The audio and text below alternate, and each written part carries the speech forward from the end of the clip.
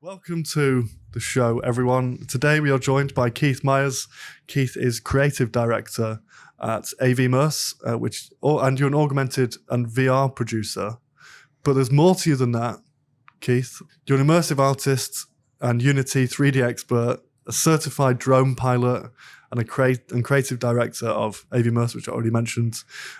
You've done some incredible work with BBC Arts, Manchester International Festival. The list literally goes on and on and on. Welcome to the show, Keith. I can't wait to talk to you about the reality of virtual reality. Yeah, thanks a lot for taking the time to come on the show. Brilliant. Well, first of all, Ben, thank you very much for having me. And thank you for all the listeners for tuning in. It's an absolute pleasure to be here. Great stuff. And also we're joined by Jacob Ovendale. Jacob is my co-host for today. Welcome, Jacob. It's lovely to be here. Good. I hope that introduction was all right for you, Keith. It was a bit long-winded. Perfect. But okay, good. Well, like I mentioned in the introduction, we're going to be talking about the reality of virtual reality. But before we get into that, I do want to talk about immersive a little bit. And if you could give us some kind of overarching, story about what it is you do there and where you fit into this tech space. Oh, Jesus, it's warm, isn't it? It's very warm. It's a hot afternoon, guys. So, first of all, thank you very much, Ben, and thank you very much, Jacob, and thank you to you, the listeners, for tuning in. I am Keith Myers, the CEO of AV Immerse, and we create breathtaking immersive experiences using technology ranging from augmented and virtual reality with a focus on Unity game engine production. Excellent. Amazing. And then if I was a business out there, say if I was involved in like fashion or marketing or anything like that, at this stage, what are some of the benefits they could get out of interjecting themselves into the metaverse or getting involved in the metaverse? Okay, so I'm glad you brought the M word, or the metaverse, as we call it, into the conversation quite early on there. Yeah. So I think it's important that we at least try and frame what this metaverse is. So let's use an analogy in a moment, because there's two sides to this story, actually. There's two arguments. And I want to frame this for the listener. So imagine if you go to buy your dream car. Have you got a dream car, Ben? What would you like to buy? What's the best car? I can't drive, but I do have a dream car in my dreams, which is a Golf GTI from the 90s. That's a good choice. It is a good choice, isn't it? That's amazing. So imagine if you're going to go to buy that car from a salesman, and imagine just for a moment that car is the metaverse. Okay. So that car is shiny, it's new, it's going to give you all these great things, it's going to be really fast, comfortable, it's going to take you on this magical journey like you've never been to before. But when you go to buy that car, the salesman draws you a picture. And the picture he draws is a picture from your imagination. And I guess the metaverse really is an imagined space. Mm-hmm. And what the hell do I mean? Well, there are two arguments to the metaverse. There is the strong metaverse theory, and then there's a weak metaverse theory. Right. The strong metaverse theory is that in the future, if we look at Neil Stephenson's 1992 novel Snow Crash, where the metaverse was characterized, arguably first, then it's a technological space where you can seamlessly cross from the digital to the real, i.e., there are no barriers. Okay. You can take your Facebook ID, whatever that may be, or your Twitter Happy Mugs 2000. I don't know, we've got crazy email addresses and this kind of thing. You can take your identification from one platform to the other. But that's a problem, isn't it? Have you tried to do that yourself? Have you tried to log into Facebook using another ID? Well, it won't work. And the reason why it won't work is because this concept, this idea of the metaverse does not yet exist. Until we reach a point where the metaverse allows us to cross these multiple thresholds, then it's an idea. It's the car salesman drawing you a picture of where we're going. I want you to just hold that thought for a moment. That seems a bit of a strange analogy. And the reason why I'm making that analogy, because I think that the future of this technology is in immersive technologies and similar technologies. But I think part of the issue right now is that there's a lot of focus on the weak metaverse theory. And the weak metaverse theory, Ben and dear listener, is the idea, it's like Kevin Costner in The Field of Dreams. If you build it, they will come. Yeah. Well, that doesn't work. Reality doesn't work that way. Yeah. We don't just make things for the sake of it. We have to think about the person who's going to actually use it. If I'm going to buy or invest in something, then you damn right it should be a fast car. If I'm going to the salesman, it should be that car. And right now, the problem is there is too many of these salesmen, I would say, selling us an idea of a future that does not yet exist. Let me continue. Yeah, please. So, on that point, the weak metaverse theory, this idea, and I'll give you an example. There was, I don't want to be disparaging, but there was a fashion brand recently who created an online space. And that fashion brand labeled this as a metaverse space. Right. It wasn't. It was an extension of the internet. There was no technological barriers that allowed you to cross that threshold seamlessly from one barrier to the next. Hence, it failed on that point, that muted point, with the strong metaverse theory. And it also was a rendition that was built for consumers. And that's all. So let's frame that as well. So you've got this strong metaverse theory, the idea that I can take my digital identity across multiple platforms. And then we've got the weak metaverse theory that is an extension of the internet, which is what we have already.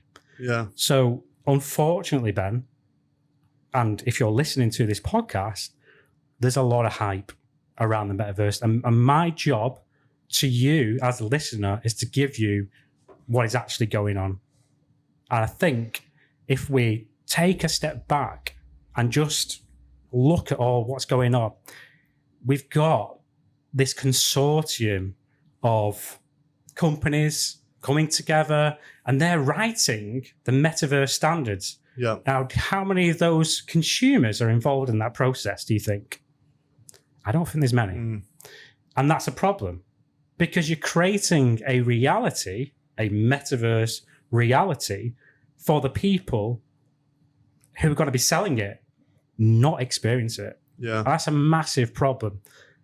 And furthermore, if we're going to make great experiences, then we have to engage people. We have to give them a reason to go online to these spaces. We have to enable connectivity. I want to expand on that point a little bit further. I've got an iPhone in my pocket. It's a fairly recent one. Cost a lot of money. Yeah. It was an investment of my resources for my business, actually. I bought an iPhone and I bought a MacBook. And guess what? It doesn't want to know my PC. Yeah, of course. It's got a hate-hate relationship with my computer, with other technology. And do you know why that is? Because it's not an interconnected device. Yeah. If we're going to solve this metaverse situation, if we're actually going to create this ecosystem where people can connect seamlessly from one platform to the other, my God, we need to deal with those issues. Because until that happens, we ain't going to do it. Yeah. I mean, what I imagine the metaverse to be, if I picture, I've spoken to a lot of people about this, and the way that I picture it is a huge, virtual world, which is like interoperable with different businesses and people and social things that are going on, different people's digital identity that you were saying, is it going to be like that? The jury is out. Because I think that's what most people predict or think. That's what most people like to think. Yeah. And they would like to think that if they've got deep pockets, Ben. But if you're looking to get into this technology as a new business, then you can be smart. You don't need to spend a huge sum of money on the metaverse. What you can do is you can invest sensibly. You can look at what already exists in the market. And I would pull that back to immersive technology. Yeah. It's very powerful when it's done right. You can take people to other spaces that they can never be imagined. You can transport people to fantastic places. That's the power of immersive technology, and in particular, virtual reality. And I think, going back to your question, what can it actually do? That's what it can do. But sadly, right now, we've got two camps. People who are saying the metaverse and they want to make money off it. Great. And that's all very well. But we've got to think about the consumer, and we've got to think about small and medium-sized businesses. The most powerful aspect of virtual reality for me is the fact that you can step inside somebody else's shoes. You can become them. That's amazing. Yeah. Don't get me wrong. When TV was invented, they said a similar thing. They said, wow, this magical device, it can do these things. It can take us to these places. And it can. Yeah. But if you put a headset on and you've got a crafted experience, then it's completely different. I'll give you an example of that. There's a really great experience, and it's only, I say only, it's made using 360 camera technology. Okay.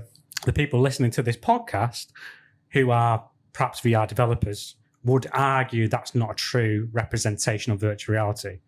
I disagree with that. I'm not going to go into that today. But ultimately, the technology shouldn't really matter. It's the mechanism and the delivery that's important. So that particular experience, traveling while black, is great because it connects you to people who suffered through racism. They were segregated communities in America, and it allows you to experience what it was like to be those people. And that's what VR can do, or virtual reality. We can call it virtual reality. We can call it immersive technology. I actually prefer that umbrella term, immersive technology, and that encompasses so much more.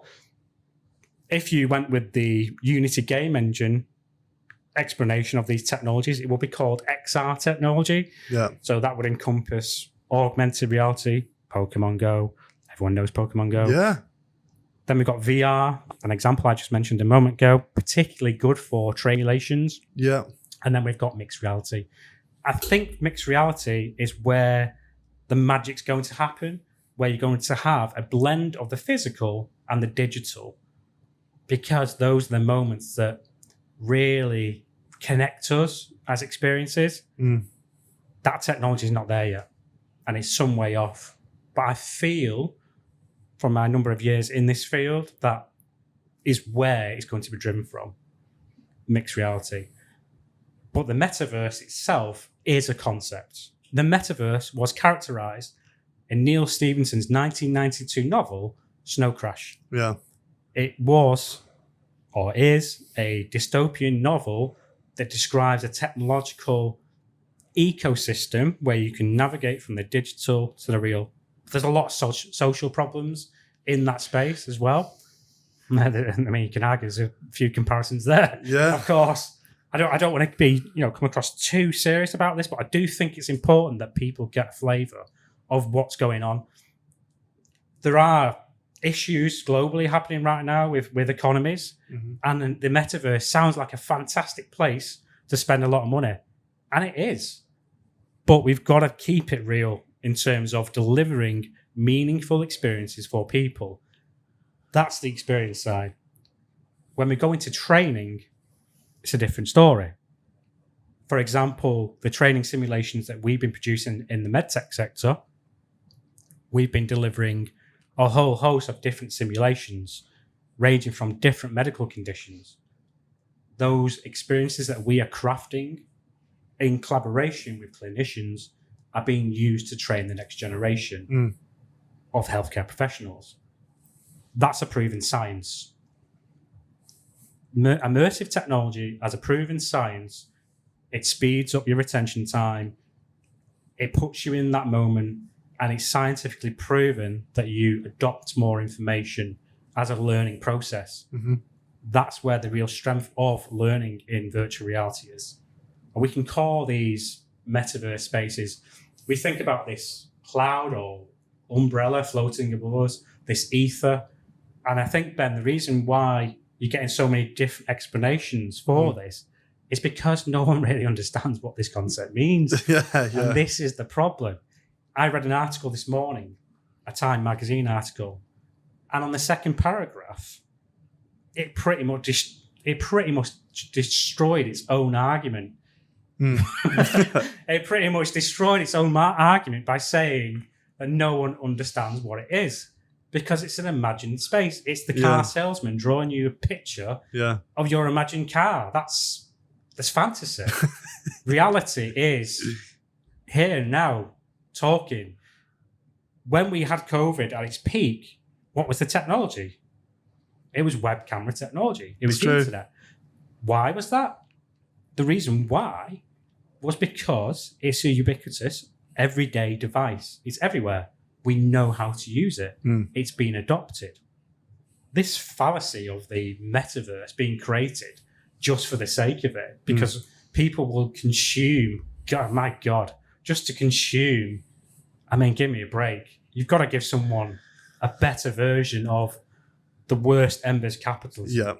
Don't get me wrong. I'm a business owner. I'm all for technology and business, new business, and working with people. But we've got to bring it back a little bit, and we've got to understand how we can create or craft experiences that have real meaning. And the way we do that is that we work with people. There are a number of clients that we're collaborating right now with, and the approach that we take rather, is that we speak to them, we guide them through the process. I could, for example, I won't mention the client's name or who they are, but there's a client we're working with right now. I could have closed that deal and sold that experience and made quite a bit of money for the business quite easily some time ago. But I didn't want to do that. I wanted to build a relationship with that client. I wanted that client's customers, their end users, to be connected to that experience. And the way you do that is that you understand what they need. You understand what they want. Immersive technology is incredibly difficult to get right, but when it's done right, it can be absolutely amazing. Yeah, wow. What can I say? I'm almost lost for words a little bit, which is not very good for a podcast host. But what immediately comes to mind is, you were saying it has to work for people. People have to be able to kind of seamlessly understand it and to be able to use it. I predict that it's not going to be one day Metaverse isn't here, tomorrow it is. Is it going to be, are we going to start seeing it popping up more and more and more in a slow incline from, I don't know, businesses like fashion outlets and shopping centres having their own platforms for people to use? And is it going to be like that? Very slow? Is it even going to be that noticeable, really? It's a great series of questions there. There's about a million questions. There's a lot there. Let's have one of those thoughts. Okay, so is it going to be everywhere?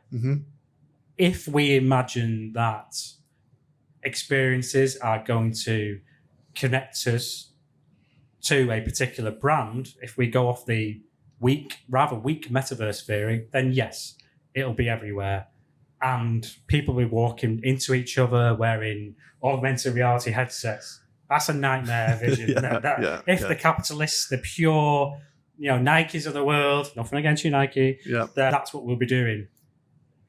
But if we subtly do that, then it'll be moments that we can have, moments that you can engage with your end user. Right. Google are doing some really incredible work right now. They're creating immersive maps. These could be the forerunner to connected digital spaces. I hesitate to say metaverse, as you might be gathering now, but they could be really the forerunner to the kind of technologies that allow brand experiences, what you might call experiential moments. We work with a number of organizations to create augmented reality, and these augmented reality placemaker experiences are really around connecting communities, engaging with heritage, and having experiences through a space. I can see that happening more and more with the introduction of immersive maps and other cloud computing technology. That's one part of the answer to your question. So yes, but maybe. Yeah. And it depends really on a number of other factors. So I do think augmented reality is really going to pick up. And it will be kind of the interactive mixed reality experiences where you'll be able to interact with this. I mean, there's two schools of thought with what's called AR, augmented reality, and MR, mixed reality. There's some debate around what is what, and it depends on what you read and your school of thought. Ultimately, though, devices are getting more powerful. There's more opportunity for brands to create experiences.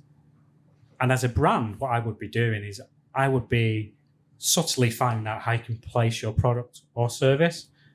As a service provider, then it's about reducing barriers, reducing friction, making experiences more seamless. That's where we're heading to the metaverse. That's where we have these connected moments. Let's move back a moment. So the other side of this is, of course, global impacts. So we cannot have an honest conversation about a metaverse, an energy-consuming, all-encompassing, cloud-based system, if we don't take into consideration two massive elephants in the room that are screaming in our face. One being climate change, and the other global supply chain. Exasperated, of course, by COVID, the latter, and then conflict. We cannot seriously think that we're going to be in a position. I mean, if we assume that technology is going to continue on its current vein, then yes, 10 years from now, this technology will be everywhere. I'm sure it will be. Yeah. But the idea, going back to the idea of this metaverse again, I think we just need to be a bit more real with that concept and really understand how we connect people. If it did happen and we don't have interruptions like climate change, global energy supplies, then I can see a really fantastic moment in history where we do merge with artificial intelligence. Now that's another technology. Why the hell is he mentioning this? And the reason why I'm mentioning this is because it is a converging technology. Yeah. Ray Kurzweil, he was a former Google exec or technologist, I believe. Don't quote me exactly, but he definitely worked for Google. He wrote a really interesting book called The Singularity is Near. There's a subtitle to that book. It's approximately 15 years old. So it's an interesting read. In that book, he postulates the idea of man merging with technology. Halfway there, probably, with a mobile phone. Yeah. It's just not a chip in your head. Yeah. We're probably cyborgs already. I would happily, Elon Musk is around here as well, isn't he? So he's doing those chips. Exactly. He's doing his thing with neural net or something. I've not heard about that. Yeah, Elon Musk is working on a Neuralink chip in the back of the brain to connect you to the internet at this current moment. And at the moment, it's still going on. No human trials have happened yet, but he's planning on doing it in the near future where it's a possibility that could come into reality. Yeah. We're kind of, I always think we're kind of already attached to the internet, really, because if you Google something, you think about it, you type it into your phone in about 2 seconds. If you need an answer to any question or do any research, and you've got the answer immediately, it's only that it's in your hand, isn't it? Nearly immediately. And that's what he wants to change. Yeah. That's what he's planning on changing, is the fact that it takes us that time to be able to do it instead of it actually happening straight away when we think it. And that's the difference what he wants to make. So is it connected to your brain? Ask Elon Musk. He made experiments with pigs. Let's dial him in quickly. Virtual Elon, why are you there? He made experiments with pigs to prove the concept. Right. It's rudimentary. Right. It will happen.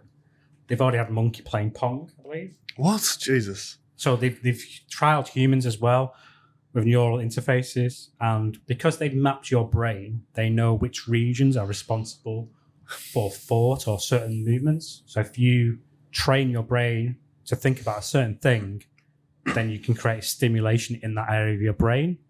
Because we mapped out the human brain where different regions are responsible for movement, speech, etc. Yeah. So by doing that, we just need to have a thought that's very similar to what you want to do, the action, and you can actually make that brainwave pathway, and then the chip would detect that, and then the movement would be interpreted on the computer. That's what's going on.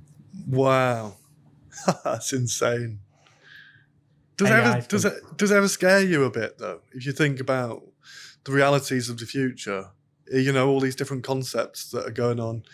Does it excite you or does it freak you out a little bit? Because you probably know more than the majority of the people, that we know.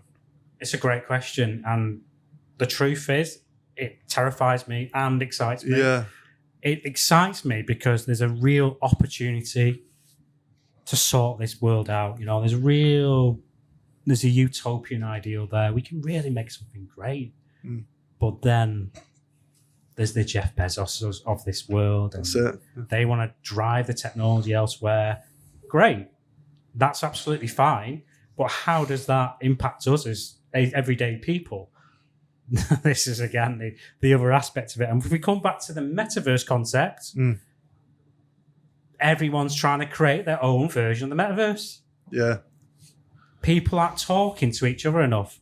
Great. Create a consortium. Have Microsoft, Apple, other players on this field. Don't paraphrase those. There is a consortium. They need to engage with people. They need to understand what people want. They might have user studies and things like this, but they need to really engage with them. Right now, what's going on is there are multiple companies trying to create their own version of a metaverse. Yeah. That's not great.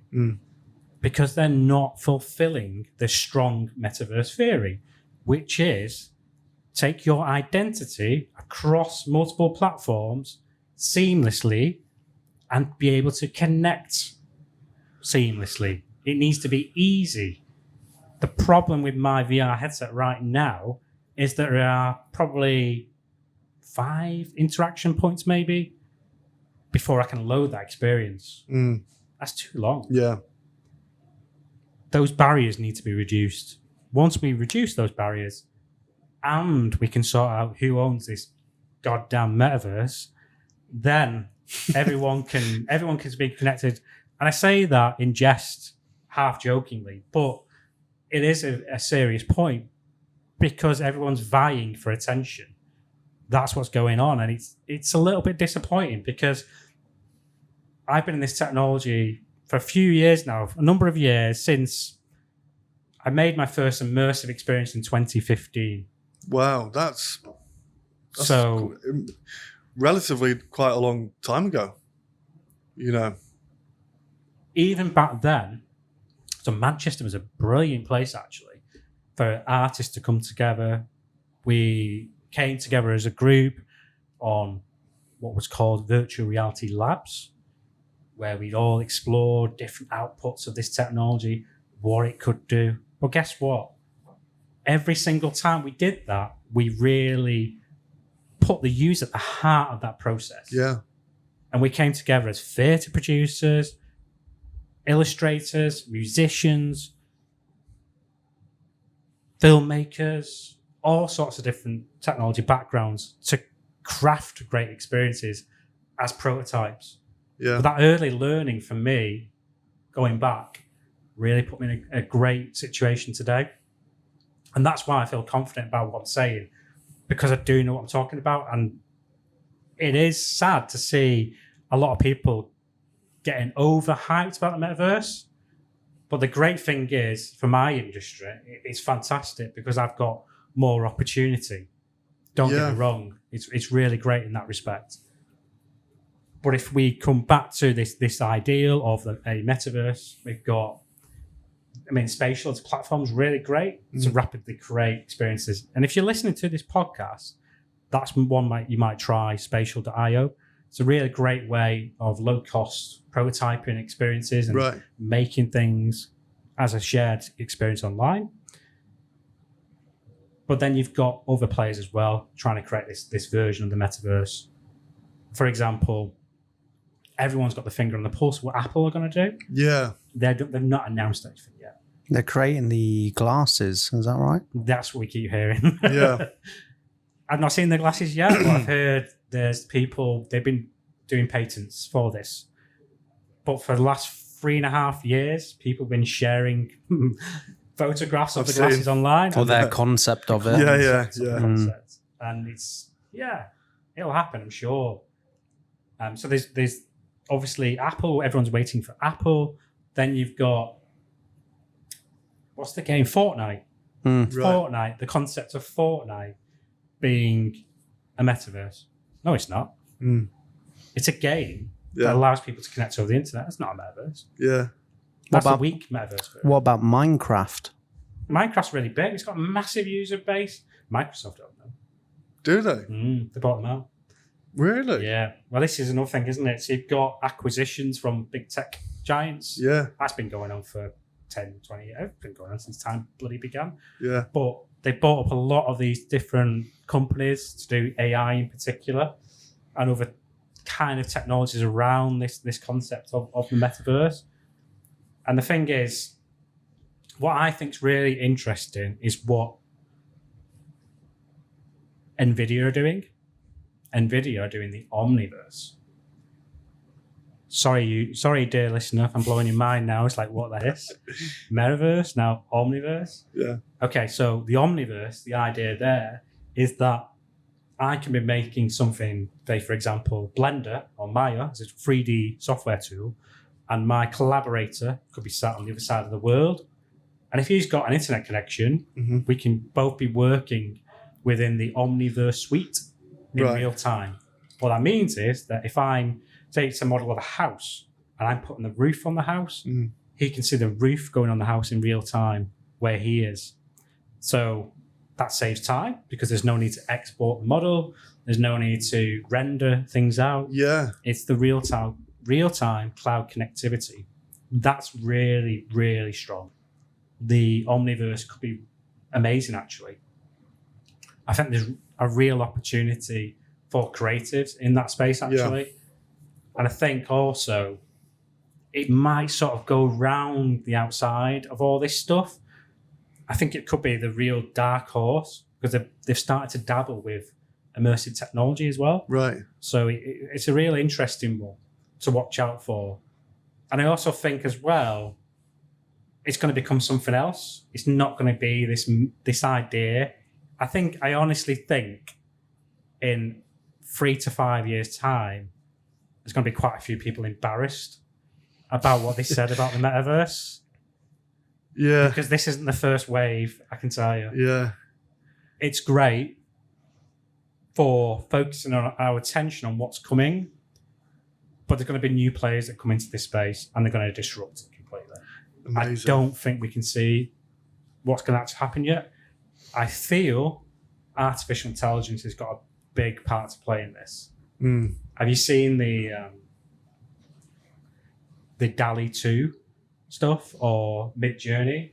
So this is a new way of using artificial intelligence, or machine learning rather, to create instant images. So you literally type in, I don't know. Oh, I have seen this. You have seen this. So what do? You type in two random things like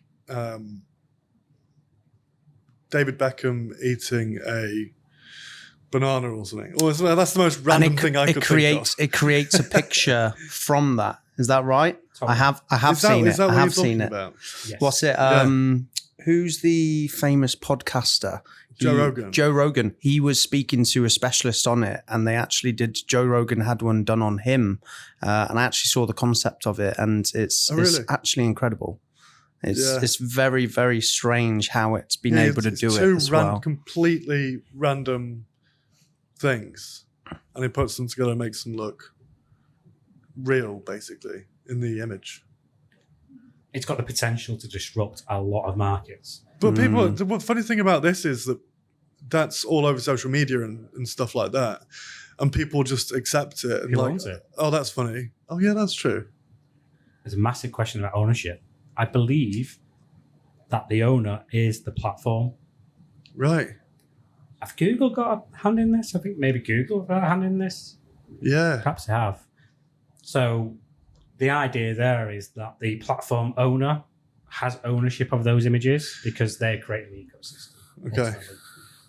But that might change. I mean, my friend, he analyzes drone video and builds 3D models from this. Who owns that? I mean, he's creating the 3D models from drone videos. Does the owner of the video own what he's making? Or because he's making something else, does he own it? It's a hard one to tell. Yeah. I think that's a real question. So if you're listening to this and you're a concept artist, be afraid. No, don't be afraid. But get with it, because you can really leverage a lot of cool things. In the future, we might be AI psychologists, machine psychologists. This is not the total realms of science fiction. Hang on a minute. He doesn't believe in the metaverse, but he believes in AI psychologists. No, I do believe in the metaverse, but just not what we thought it would be. And I do believe that there will be a need for people to be able to communicate with machines. That's what coders do, right? Exactly. That's what you're doing. You're writing code that machine, or language that machine can interpret for humans, right? Yeah. That's what AI is doing under the hood. DALL-E 2, Midjourney. I mean, there's other things going on as well. I think I've seen 3D platforms doing this as well. There you go. 3D modelers, be afraid. Yeah. So everyone, I think everything is up for grabs. Podcasters. Ooh. Yeah. AV tech. Who knows? Immersive technology company. Yeah. Yeah. AI podcasters. Yeah. Yeah. Immersive companies. I think everything is going to be thrown up in the air a little bit. Totally. And we need to get down with that, because one thing's for certain, the future is going to happen. No, nobody's there waiting for us in the future. It's for us to make it. And what's interesting about going back to the metaverse concept is that we can make it whatever we want to be.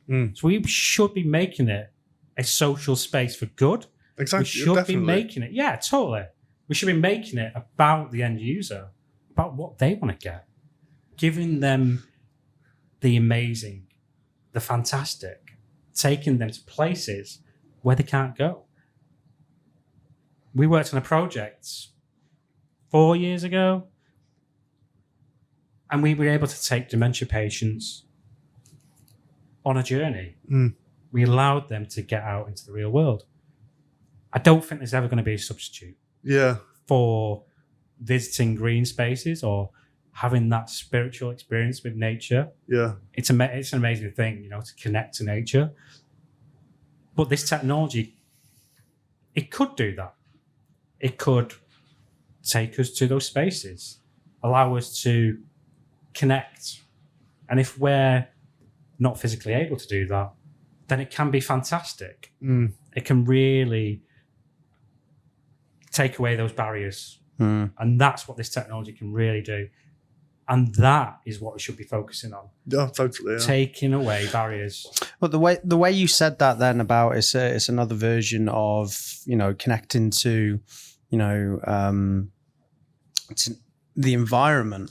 You know, I think, you know, if you have a past memory that is completely in the back of your head, you know, it's lost in thought, but then there's smells what remind you of that certain memory. You know, the same could be said with sounds. Now, if someone's in a VR setting who, let's say, you know, has dementia or, you know, any other, you know, problem they're dealing with at that moment in time, it would be something to support them, you know, putting them in that situation of a VR headset with the environment, and those sounds could really help them feel like that is another version of them actually being there.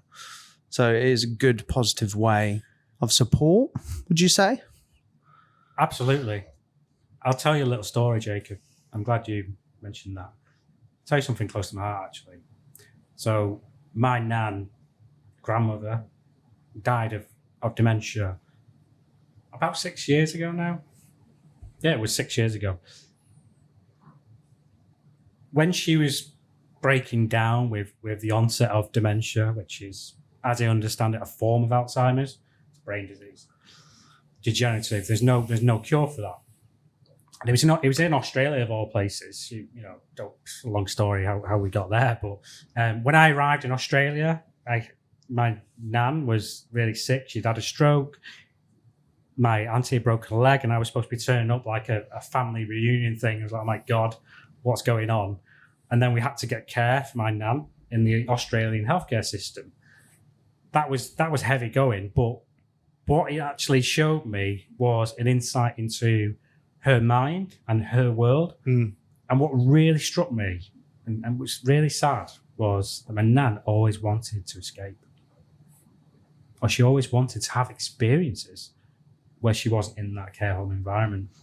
And I use that example because it's real and because she wanted something that the confines of where she was couldn't give her. And I genuinely believe there are moments we can give to people through the application and use of technology. And it's not all about VR headsets. And it's not all about mobile phones. It's about understanding what we can give to people.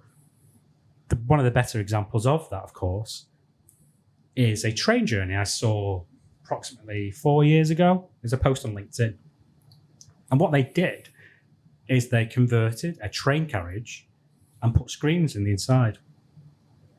And they had people experiencing what it's like to go on a journey, to go on a trip. Right. So the train was stationary, it didn't move. Train was stationary. It wasn't even a train. Sorry, it was a carriage. Yeah. So it was made to look like a carriage. Now, I really like that. What an amazing experience. Yeah, I really, really like that. Because you're giving someone something, you're giving them something of value. They're giving them a magical moment. And I think that's what we should be focusing on. It's a great example of using, I would say, non-restrictive technology to take people on a bit of a journey, to explore, to connect them to a fantastical world. And there was no headsets involved. Yeah. There was no mobile phones. It was TV screens. But they did that from the point of view of, what do these people want? Yeah. What do these people need? And that's the key. It didn't matter really that they chose to use TV screens or construct what was quite a beautiful, elegant little train model replica. It was the fact that they understood what those people needed. And I think if we can come from the point of view of understanding what people need, not necessarily what they want, then we can really create a really bright future. And I think that's what the metaverse is lacking. There's a lot of people trying to figure out what people should want. And it's their idea of what they should want. Well, what people need is they need love and they need to be able to connect. That's what drives us. Yeah, that's really, really interesting. I think that's probably an explanation of what this all is that makes the most sense to me. I think it kind of clears up a lot of the fog. But what I find interesting about that is, if we're talking about creating experiences like in the virtual world, with VR headsets and bringing people closer together, but using technology to do that. If you take it right back to the early days before technology even begun, where we just have actual conversations in a room and met people. And in terms of entertainment, you'd think about reading a book, which is very, very immersive. And that doesn't involve any technology, really. So what are your thoughts on that? A book is a magical gateway. It takes us on a journey. It takes you by the lapels. It makes you go to some place you've never been before. It's amazing. Yeah. Reading is so great. It's totally immersive, isn't it? It's totally immersive. Because your brain doesn't have anywhere else to go. It's the imagination. That's it, yeah. You're building a picture in your mind of that space, of that story, of that person. But you're telling the story in a way. You're part of that journey. I mean, how emotional when you get a great novel or great piece of literature, it connects you in a real emotional way, like no other sort of medium can do. And I think why that is, importantly, is because you feel part of that journey. You feel part of that protagonist's journey. Maybe that's the thing, the hero's journey. We look at this technology, and if we can imagine ourselves, this is what film does, right? It's about the hero's journey, the ancient Greek mythology, the ancient stories about how we connect to one another. But when we're reading as well, we also go on those journeys. If we take the standpoint of understanding where we can take people before we actually do these things, before we spend time and money creating these experiences, we can craft great experiences. And the book, the humble book, is still the unparalleled medium because it taps into the imagination so well, and you lose yourself in it. Yeah. And on that point, again, I think a lot of these, I sound like I'm badgering tech companies. Maybe I am. If you're listening, be more real. But I also think that they're almost trying to tap into the escapism aspect too much. They're going, it's almost as if it's like the world's burning and a bit crap, a headset, and don't worry. Take a tablet, forget about it. No, we don't want that. We want meaningful experiences. The technology is the vehicle. Okay, and what we should be doing is focusing on the journey and what the medium can do. What immersive technology can do, the medium, is that it allows you to step in the shoes of someone, it allows you to be embodied, and it connects you to a space. Those are the most powerful aspects of the medium of virtual reality. We can call it immersive tech. We can say that it's under the umbrella of the metaverse, if we imagine a metaverse. That's not there yet, but that's what we should be focusing on. Those user journeys. That's from an experiential point of view. If you flip the coin, the other side, if we're creating commercial experiences, then you better damn well make sure that your user is learning and getting something out of it, because they won't be picking up the headset again. I guarantee you that. We've been very successful in what we've done so far because we've understood what the user is doing and we've worked with them. During COVID, when we crafted some experiences, we had a bit of an issue. And the issue was that people are bloody terrified of putting on a headset. Yeah. Because the COVID virus, right? Oh, right. And that was a real problem. So we were mid-project. We had to deliver it. It was in medtech. And nobody wanted to try on the headsets. It was a nightmare. Because people didn't see the value at the time in immersive technology and the headsets. And two, they were frightened to use them. And that was exasperated by the fact that it was putting on this headset that could be infected. So there's technological thresholds we've got to get over as well. We've got to educate people still in this space because it's still an emerging technology. It's not established yet. Facebook or Meta, love them or hate them, they've done some great things. They acquired Oculus and single-handedly they've spearheaded this industry. Let's make no bones about it. Without Facebook and Mark Zuckerberg, immersive technology, VR wouldn't be where it is. Fair play to him, you know? Take a hat off to the guy.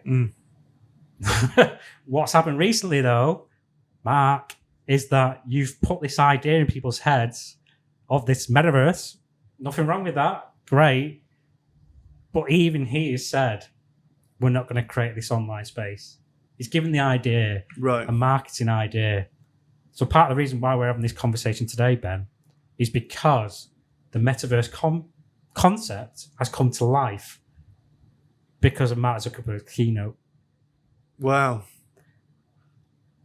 Take my hat off to the guy. Yeah. Amazing, Mark.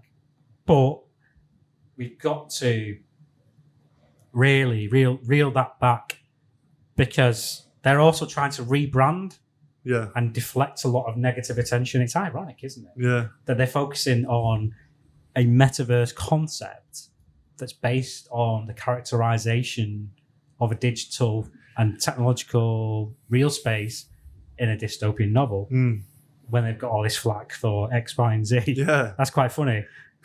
So, yeah, there's that aspect as well, but fair play to them, you know? They've done some really fantastic things, Facebook. They really have. I think there's opportunity now for some of the market leaders to come in, though. They're actually losing revenue as well through a lot of these headsets they're doing at the moment. Right. So a VR headset from Oculus or Meta now will set you back about 250 English pounds, British pounds. Sorry, Jacob. All right, no problem. British pounds or whatever. Cost you about 250 quid for a VR headset. Yeah. Now, that is significant reduction in cost point. Yeah. When I started out, I had to buy and build my own PC. Really? That cost me approximately $2,500. So the barrier to entry at that point was a big thing. And then I had to buy a headset as well. Mm-hmm. That was what? Another $1,500? So you're talking $4,000. Jesus. Now, if you get a reasonable laptop, say, I don't know, £800, get a good laptop one that's VR ready, and a VR headset, you're talking what, $1,000? Yeah. Maybe? Yeah. So it's a quarter the cost. Essentially, it's every couple of years, technology doubles in speed or efficiency and reduces by approximately 50% the cost. We've seen a continuation of that until COVID-19. Right. There's been a massive impact on supply chain issues around the world because of COVID. Yeah. Semiconductor issues, so technology in the tech space, building new PCs, TVs, these kind of things, been a real problem. This is why the scalpers were after GPUs. We couldn't buy a new graphics processor for your PC during COVID. Because the Asian factories were closed down for so long. They're building a new one in the United States, or it might be Europe, I can't recall. It's going to take them 10 years to build. Jesus. It's that big an undertaking. What the hell? It costs billions to build. That's mad. It is mad. I've got a question for you. So, if Mark Zuckerberg was in this room right now and you had one question to ask him, what would be that question? Well, that's a tough one, that, isn't it? What would you ask him, Jacob? I'd say hi first, to be fair. But just where's Meta going? You know, he's gave us this idea of, or this advertising of this space which he's going to create, but then he's also said that this is just something he's showing. It's not actually something he's doing. So what is it he's actually doing? What is he actually planning to bring on the table and not just have it as advertising? That would be my question. Yeah. That's an interesting one. It's a great question. I think going back to some of the earlier questions you asked me, Ben, where is this heading? I'd like to see him imagine 50 years from now. Yes. Really push forward into the future. That's a scary time frame because I could even still be alive in 50 years' time. How old are you? 32. I'll be here. Okay. Yeah, so it's almost like I'll be hanging on. all this kind of scares me a little bit because it's very, very abstract, but also could easily be real. If you think about how quick tech evolves and how accepting the public are of amazing new huge technology advancements, very likely that, you know, the craziest thing we can imagine could be a reality in 50 years' time. 50 years is a long time. It's an incredible amount of time. If you go back 100 years, Yeah. I mean, look at the change in the last century. Crazy. We had 2 world wars. Yeah. Those are crazy, right? That was a scary time to be alive. And then we had all this technological change. We've had the Cold War. We're in a crisis now, of course. And we've had the microchip, the invention of the microwave, the personal computer, the automobile, aeroplanes flying you around the world, you know, the aerospace industry. Jesus. And, you know, and this is the interesting thing.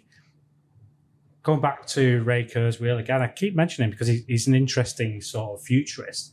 And what he was putting forward is that this singularity event would occur when we create an artificial intelligence that was sentient. And what that sentient being would do, it would merge, or it would be us merging with the computer. That's an important distinction. Yeah. And then it would create a better version of itself. And it's that moment that the singularity is. That's when you would see an exponential growth of technology. But do you feel we would lose our humanity then? Yeah, when are we just going to stop? I mean, Stop being people? What drives us as human beings? So emotional. We are emotional beings. We feel. A computer can't feel, right? Mm-hmm. We don't think so. If we look at it from a materials point of view, scientists will say that emotion is a combination of chemicals released in the brain and through the body as a response to stimulus. Poets would say it's because you feel something, you connect to space, you feel love. You feel when you're in love, you're having these moments of awe and wonder. Will the machine ever feel? I don't know, but it's an interesting thought because in 10 years' time, the world could be completely different from it is now. There's some real crisis moments that are coming to a head right now. We're actually living right now in this moment as possibly the most important time in the last 1,000 years. Wow. I wonder if they said that 100 years ago. But seriously, we are, because we've got all this, we've got this amazing space age tech going on, but we've also got a gun to our head and running out of time. And it's like we've got to adapt. We've got to change the world now. Immersive technology is an emergent technology. It's one of these technologies that are coming up at the same time. We have machine learning, AI, artificial intelligence is the same thing there, isn't it? That bracket, AI, artificial, same thing.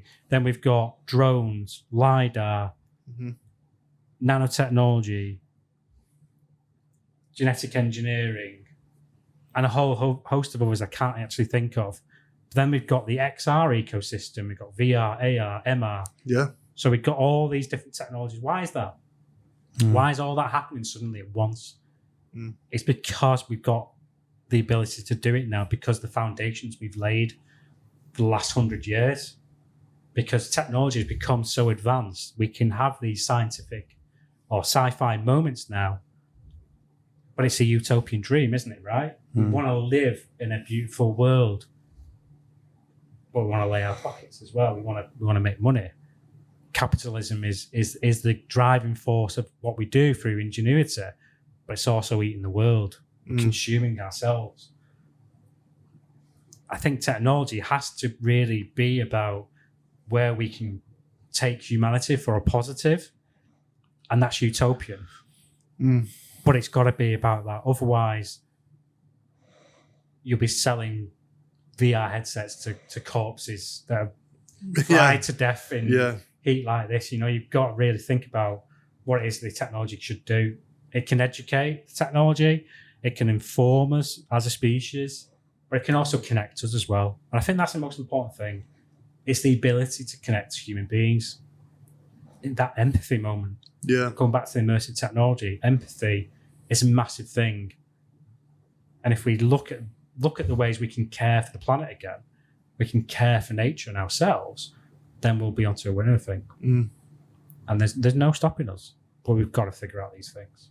Yeah, amazing. I mean, what I love about this job is that, I get to speak to people like you who are very much involved in the future of technology. Over the past few years I've been doing this, it's amazing the waves that you see through different technologies that are coming in and going out, and even like frameworks, for example. Recently I've seen a lot about cryptocurrency and Web3 and the Metaverse, and this is stuff that's really, really cutting edge, and it's really exciting. So honestly, Keith, thanks so much for taking the time out of your day to do this and sit down with us and have a chat with us. Thanks, Jacob, as well, for joining the conversation as well. It's been amazing to chat to you about, so thanks. And just in closing, Sure. I'd like to say, Ben, I'd love to hear from the listeners, actually. I want to understand what your own journey in tech is. So please reach out to me. I'd love to find out what you think about this new technology as well and your own journey. For me, it's about connected communities in technology. This is why I'm active in platforms like LinkedIn. So if people want to find me on there, you'll find me, Keith Myers, or if you just search avimmerse.com. Also, if you want to get in touch with me, it's keith@avimmerse.co.uk.